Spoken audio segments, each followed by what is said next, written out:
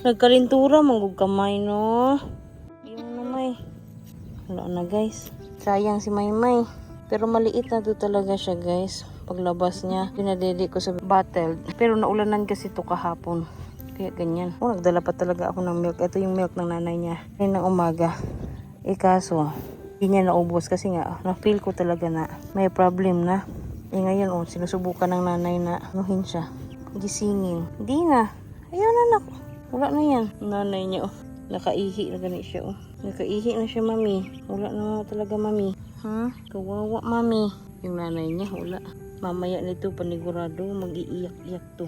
Wala na si Maymay. Napakaliit nito nung pinanganak niya. Ewan ko mukhang dahil lang sa stress, kaya naanak ito siya. Kasi maraming aso naghahabol-habol dito. Babae ito, si Maymay.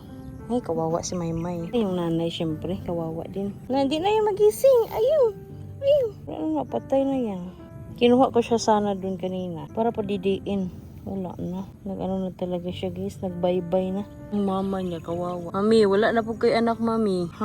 Wala ka na namang anak. Yung last time, nag-fail din yun kasi kinagat ng aso. Tapos, ito ngayon, parang labas siya kasi stress siguro ng nanay niya. Wala na, dili na lagi na.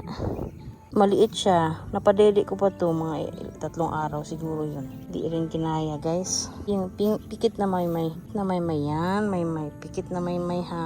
Kawawa si Maymay. Mami, kaluoy. Mami, wala na po kay anak, mami.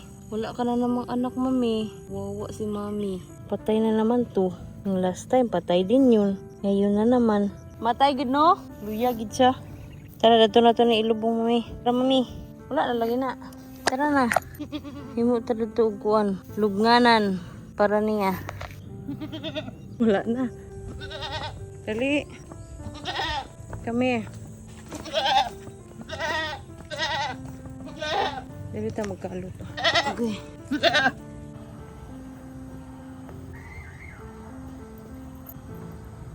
Dali.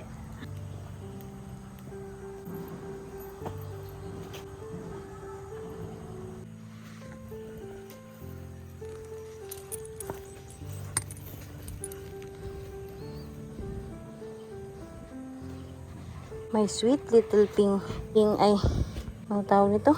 Si Amay pala. Maymay.